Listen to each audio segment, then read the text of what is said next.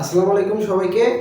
যে টপিকটা নিয়ে কথা না বললেই নয় সেটা হলো, আমি এখানে লিখছি 5 বিষয়ে কিভাবে তুমি এ প্লাস না পেও, মানে 80 থেকে মাইনাস মার্ক কম পেও তুমি কিভাবে এ প্লাস পেতে পারো। 5 বিষয়। এখন অনেকেই বলবে যে ভাইয়া 3 বিষয় শুনছিলাম, 3 বিষয়ে যদি আমি 70 থেকে 80-র ভিতর থাকি তাহলে আমার এ প্লাস মানে একটা কভার করার সুযোগ আছে। কিন্তু ভাই 5 বিষয় কেমনে? 5 বিষয় আমি তোমাদের বলতেছি, একটু একটু দেখো।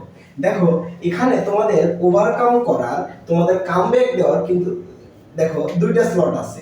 এই দেখো, একটা হলো তোমাদের, দেখো একটু খেয়াল করো, বাংলা। বাংলা এখানে first and second, Bangla first second. English, English first second. আর এখানে ফোর্থ সাবজেক্টের যে হিসাবটা, ফোর্থ সাবজেক্টে যদি তুমি 5 পয়েন্ট রাখতে পারো তাহলে এখান থেকে 2 পয়েন্ট রেখা তুমি 3 পয়েন্ট তোমার হাতে রাখতে পারবা।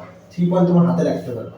এখন দেখো, এখন দেখো তাহলে তোমার এখানে বাংলা ফার্স্ট পেপার এবং সেকেন্ড পেপার মিলাই প্লাস 160 পেতে হবে, 160 পেতে হবে, 160 পেতে হবে এই দুটাতে।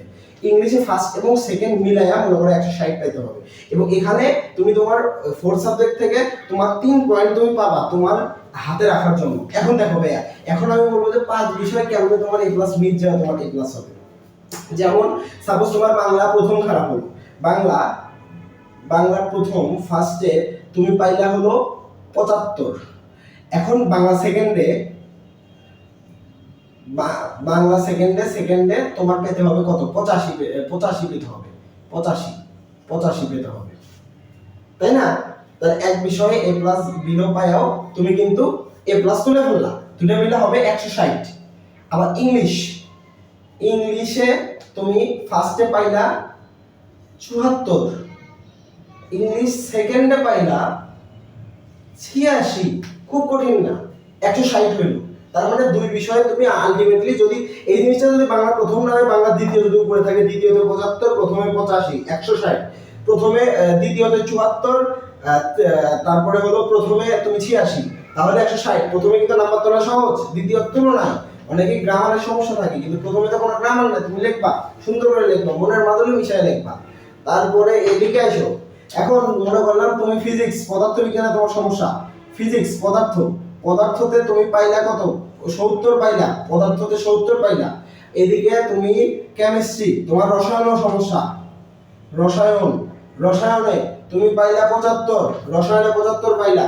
তোমার আবার জেনারেল ম্যাথের সমস্যা, সাধারণ গণিতে তুমি পাইলা 72। এখন দেখো ভাইয়া, এই তিনটা ওখানে দুইটা নয় ভাইয়া কভার হয়েছে, এই তিনটা কিভাবে কভার হবে? দেখো 70 থেকে 80, এই গ্রেডটা কত? 4.00, তাই না? 4.00 যদি হয় তোমার হাতে, প্রথমে তো দেখলাম যে বাংলা ইংরেজি কিভাবে ওই সাবজেক্টগুলো দিয়ে কভার করছো। এখন তুমি দেখতেছো এই তিনটাতে তোমার এ প্লাস নাই, তুমি এখন কি করবা? তোমার এখন কাজ একটাই, তোমার যে ফোর্থ সাবজেক্ট সেখানে 5 পয়েন্ট তোলা। ওখানে 5 পয়েন্ট তোলা, তুমি কত পয়েন্ট পাবা? ওখানে 2 পয়েন্ট রেখে তুমি যা পাবা তা এখানে তুমি ই করতে পারবা। তার মানে ওখানে 5 পয়েন্ট থেকে তুমি এখানে 3 পয়েন্ট পাবা। তার মানে এখানে সবগুলো 4, এখানে 4, এখানে 4, এখানে 4, সবগুলোতে 1 পয়েন্ট করে লাগতেছে। তার মানে এখানে 1 পয়েন্ট, এখানে 1 পয়েন্ট, এখানে 1 পয়েন্ট। তোমার আলটিমেটলি গ্রেড আসবে কত? তোমার আলটিমেটলি গ্রেড আসবে 5.00। সো জাস্ট পরীক্ষার হলে নিজের এক্সামকে রিড করবা যে তোমার এক্সামের অবস্থা কি। তারপরে যদি তুমি ভালো করে একটু অ্যানালাইসিস করে পরীক্ষাগুলো দিতে পারো যে 1-2টাতে খারাপ হয়েছে সমস্যা নাই, আমার পরীক্ষায় আসবে, গোল্ডেন লাগবে না। পরীক্ষা একটা খারাপ হয়ে গেছে, গোল্ডেনের চিন্তা বাদ দাও। সার্টিফিকেটে কোনো জায়গায় লেখা থাকে না তুমি গোল্ডেন পাইছো, তুমি কত মার্ক পাইছো, শুধু লেখা থাকে কত পয়েন্ট পাইছো। So focus on that.